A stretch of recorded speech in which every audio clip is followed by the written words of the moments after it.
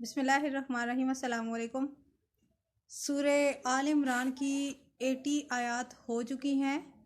जो मैंने आपको बताया था कि वो अहले किताबियों के बारे में नाजिल हुई थी जब नबी करीम सल्लल्लाहु अलैहि वसल्लम फ़र्स्ट टाइम हिजरत करके मदीना तैयबा गए थे। उस वक्त जो नाजिल हुई थी उनके सवालों पर, यहूदियों के सवालों पर नाजिल हुई थी, और जो मुसलमानों के दिल में ख़यालात थे उनके बारे में नाजिल हुई हैं।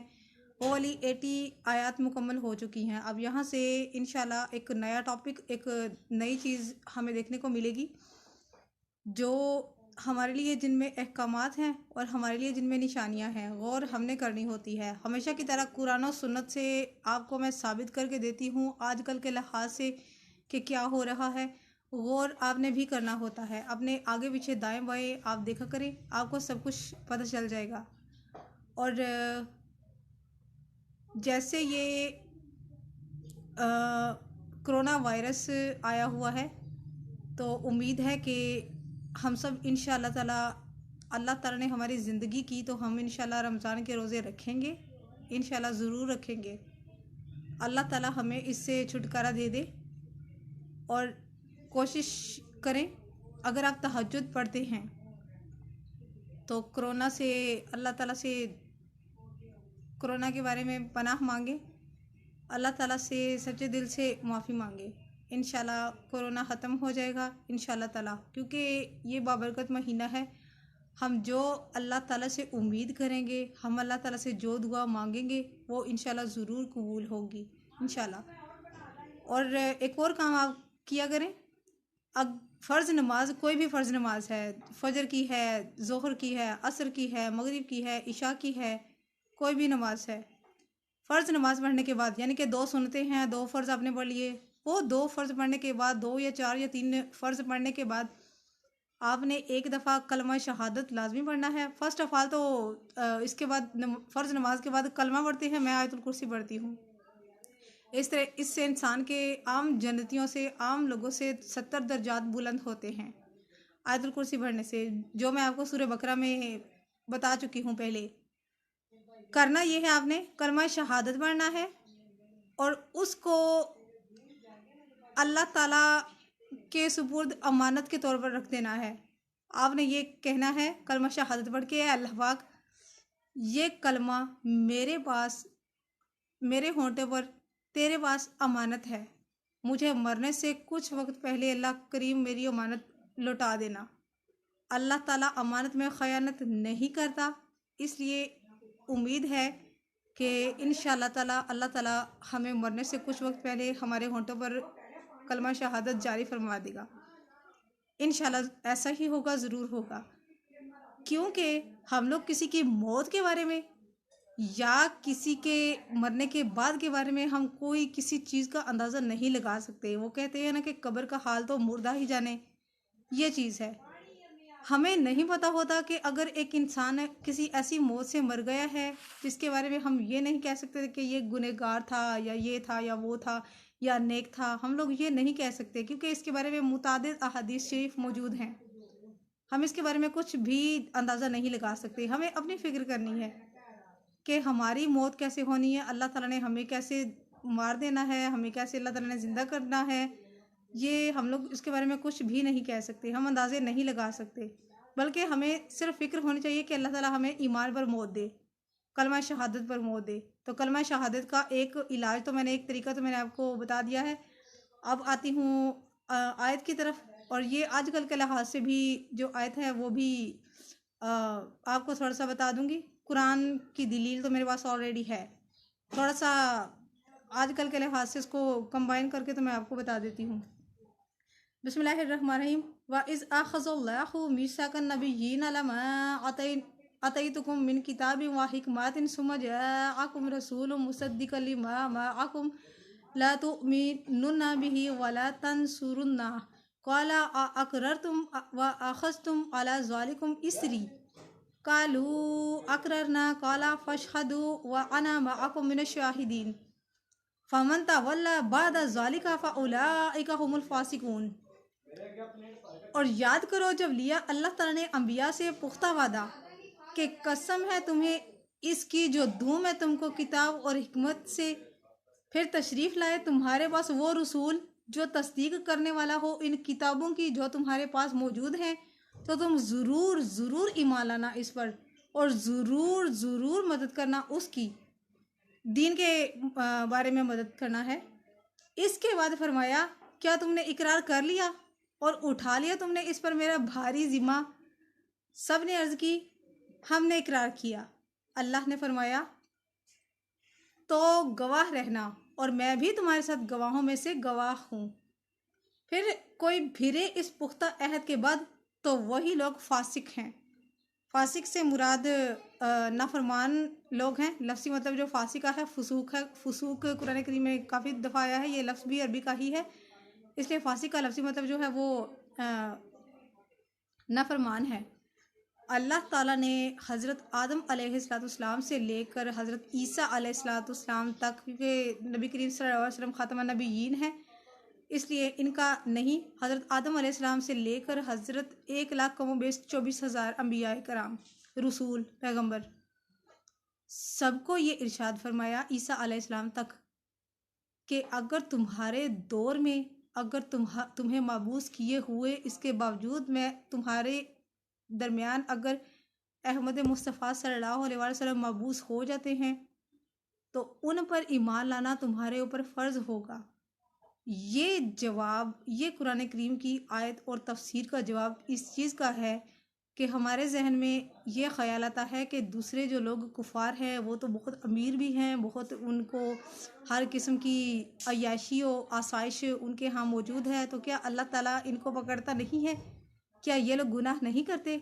सारे करते हैं, ऐसा ही होता है, ये आम बात है। मेरे जहन में भी फर्स्ट टाइम आई थी जब मैंने कुरान करीम नहीं पढ़ा था, तो उसका जवाब यही है कि उनकी किताबों में तौरात, ज़बूर और अंजील और जो मुतादिद सहीफ़े और किताबें हैं, उनमें मोहम्मद सल्लल्लाहु अलैहि वसल्लम के बारे में उनको बता दिया गया है। यहूदियों ने बहुत दफ़ा ये बातें छुपाने की कोशिश की थी, लेकिन अल्लाह ताला ने उनको पकड़ लिया था। अल्लाह ताला ने डायरेक्ट आयत नाजिल फरमा दी, अल्लाह ताला ने डायरेक्ट वही भेज दी, जिसकी वजह से उनके बहुत सारे राज जो हैं, जो वो लोग हमसे छुपाया करते थे, नबी करीम सल्लल्लाहु अलैहि वसल्लम और सहाबा कराम से छुपाया करते थे, वो सारे के सारे खुल गए, वो सारे के सारे वाजिया हो गए। इसी तरह अल्लाह ताला ने मज़ीद फरमाया कि अगर किसी नबी को, एक नबी ऑलरेडी मबूस हुए हुए हैं, अगर उनके नबी की हुकूमत में ही उनके नबी के मबूस हुए हुए पर भी अगर मोहम्मद सल्लल्लाहु अलैहि वसल्लम आ जाते, मबूस हो जाते, तो उस नबी पर उसकी किताबों को छोड़कर मोहम्मद पर ईमान लाना उस पर फ़र्ज़ किया जाता। हुआ यूँ, एक दफ़ा सैयदना फ़ारूक आज़म रज़ी अल्लाह ताला अन्हो ने नबी करीम सल्लल्लाहु अलैहि वसल्लम की खिदमत में पेश होकर अर्ज़ की। इस हदीस शरीफ के रावी हज़रत साबित रज़ी अल्लाह ताला अन्हो हैं। ये फरमाते हैं कि फ़ारूक आज़म आए और अर्ज़ की, या रसूलल्लाह, मैंने अपने एक यहूदी दोस्त से उसकी किताब के यानी कि अंजील के या तौरात के मैंने कुछ ख़ास वाक़यात और कुछ ख़ास जो दलाइल है वो मैंने उससे लिखने को कहा। वो लिख कर मेरे पास ले आया है, ये लीजिए, आप चेक कीजिए, इनको देखिए। नबी करीम सल्लल्लाहु अलैहि वसल्लम का ये बात सुनकर चेहरा मुबारक गुस्से से सुर्ख हो गया। हज़रत साबित रज़ी अल्लाह ने अर्ज़ की, उमर, क्या तुम देखते नहीं कि नबी पाक का चेहरा मुबारक किस तरह गुस्से से सुर्ख हो चुका है? आप रज़ी अल्लाह, उमर फ़ारूक रज़ी अल्लाह समझ गए उस बात को, उन्होंने पिक किया पॉइंट को। तो इन्होंने फरमाया, फ़ारूक आज़म रज़ी अल्लाह ने, या रसूलल्लाह, मैं इस बात का इकरार करता हूँ कि अल्लाह ताला ही हम सब का परवरदिगार है, वही हमारा हक है, वही हमारा सच है। हमारे लिए दीन इस्लाम को चुन लिया गया, आपको अल्लाह ताला ने हमारी तरफ मबूस फरमाया है, आप ख़ातमुन नबिय्यीन सल्लल्लाहु अलैहि वसल्लम हैं और कुरान करीम पर हमारा ईमान है। इस पर नबी करीम सल्लल्लाहु अलैहि वसल्लम का गुस्सा थोड़ा सा कम हुआ, तो आप अलैहिस्सलाम ने फरमाया, अगर मेरे दौर में या मूसा अलैहिस्सलाम के दौर में भी अगर मुझे मबूस किया जाता, तो मूसा को तौरात नहीं, कुरान पर कुरान की दलील को पकड़ना पड़ता। इस तरह मूसा अलैहिस्सलाम के अलावा अगर किसी और नबी की हुकूमत में अगर मुझे मबूस किया जाता तो उसको उस किताब को छोड़कर, उसकी उस सहीफ़ों को छोड़कर, दलाइल को छोड़कर, जो मेरे ऊपर नाजिल होने वाली किताब है, कुरान हकीम है, फुरकानुल हमीद है, इस पर यकीन करना पड़ता, इस पर चलना पड़ता। आजकल के लिहाज से ये इसी चीज़ से इस पॉइंट को पिक किया है मैंने, वो ये है कि कुरान करीम, कुरान और सुन्नत में सब कुछ मौजूद है। क्या इसके अलावा हम किसी और चीज़ पर ट्रस्ट कर सकते हैं? एक चीज़ जो कुरान से साबित नहीं है, जो हदीस शरीफ से साबित नहीं है, हम क्यों कर उस चीज़ को मान सकते हैं?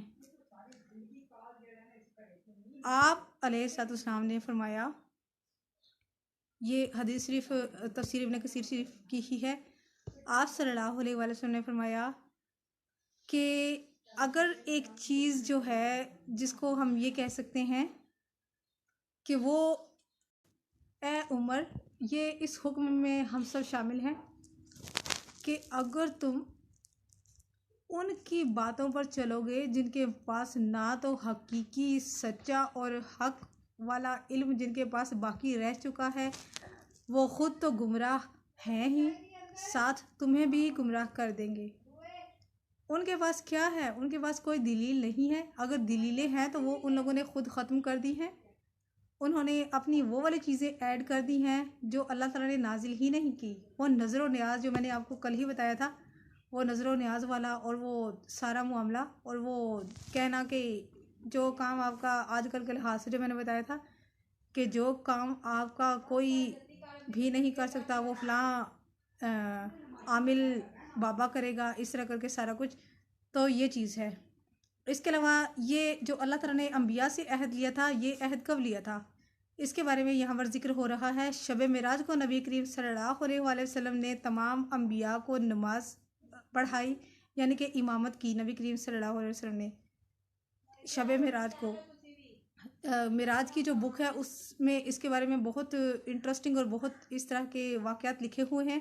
लेकिन यहाँ पर जो गवाह होना है वो अल्लाह ताला ने यहाँ पर हमें ये फरमाया है कि तब अल्लाह ताला ने उनसे कहा कि अगर, यानी कि बाकी अंबिया से कहा कि कल को मोहम्मद सल्लल्लाहु अलैहि वसल्लम पूरी दुनिया के शफ़ी होंगे, पूरी दुनिया की ये सिफारिश करेंगे और इनको उस मकाम महमूद पर पहुंचाना मेरी ज़िम्मेदारी है। अल्लाह ताला ने फरमाया तो मकाम महमूद वही है कि जहाँ पर किसी भी नबी को या किसी भी हस्ती को सिफारिश की इजाज़त नहीं दी जाएगी। वो सिफारिश सिर्फ रसूल अकरम सल्लल्लाहु अलैहि वसल्लम हमारी सिफारिश करेंगे, हमारी हर किसी की सिफारिश करेंगे। ये मकाम महमूद है। तो नबी करीम सल्लल्लाहु अलैहि वसल्लम पर लाखों करोड़ों दुरूद और सलाम। हम इनसे अपनी जान, अपने माल, अपनी औलाद, अपनी खुद की जान से भी ज़्यादा हम इनसे प्यार करते हैं। यही ईमान है। हम लोग अपने अपनी जान से ज़्यादा और हम लोग किसकी गारंटी ले सकते हैं?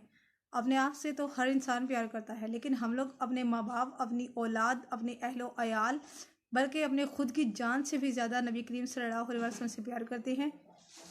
तो लाखों करोड़ों दुरूद सलाम नबी करीम सल्लल्लाहु अलैहि वसल्लम पर। और मेरी तरफ से आप सबको रमज़ान करीम बहुत बहुत मुबारक हो। और बराए मेहरबानी मुझे, मेरी वालिदा को दुआओं में याद रखिएगा। अल्लाह ताला आप पर भी खैर व आफ़ियत रखे और अल्लाह ताला आपको रमज़ान के रोज़े रखने और इबादत करने की अल्लाह पाक तौफीक अता फरमाए। आमीन सुम आमीन या रब्बिल आलमीन। ये थी मेरी आज की पोस्ट। बराए मेहरबानी जिसने अभी तक मेरे चैनल को सब्सक्राइब नहीं किया और सब्सक्राइब भी कर लीजिएगा और इस पोस्ट को सदका जारी की नीयत से ज़्यादा से ज़्यादा शेयर कीजिएगा। जज़ाकल्लाह खैर।